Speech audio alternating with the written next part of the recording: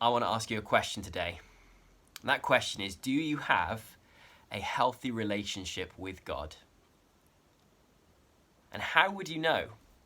What are the measurements of a healthy relationship with God? Well, the book of James was written to early communities of Jesus followers to help them live in a healthy relationship with God and with one another in their challenging and troubled world. And it's packed full of wisdom for our lives in answering that same question today. And here's one of the things that James says in James chapter 1 about one facet of a healthy relationship with God. If any of you lacks wisdom, let him ask God, who gives generously to all without reproach, and it will be given to him. But let him ask in faith. One of the facets of a healthy relationship with God is asking God for things.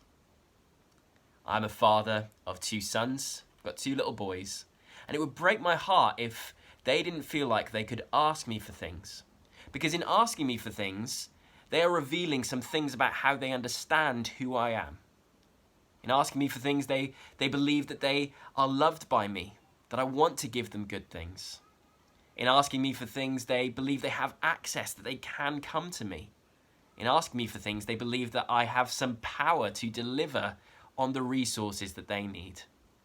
And so it is with our relationship with God.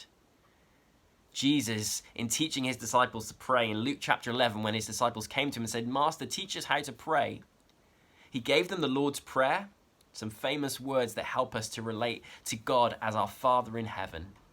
But then he told them some stories. A story of a man who comes to a friend in the middle of the night and asks him for bread. A story of a child who asks his father for an egg and some fish. And Jesus says in those stories, if you who are evil know how to give good gifts to your children, how much more will your Father in heaven, the perfect God, give good gifts, give his Holy Spirit to those who ask him.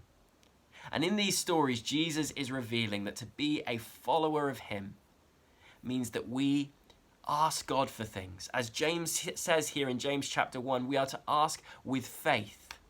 Namely, that we believe these things to be true about God. Number one, that he loves us.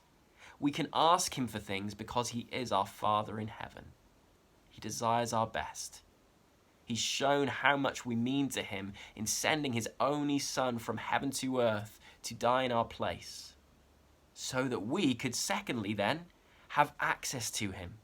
We ask because through Jesus a new way has been made to God, and we can now come to him in prayer whenever we want, for whatever we want, because of the access made through the cross of Jesus. And thirdly, we can come in faith because our God is mighty.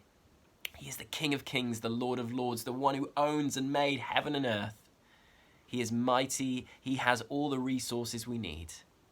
Do you have a healthy relationship with God today? Part of a healthy relationship with God is asking him for things, because it shows that we believe he's our Father in heaven who we have access to and who is mighty. I'd encourage you, get on your knees today and ask God. Share the concerns and the desires of your heart with him.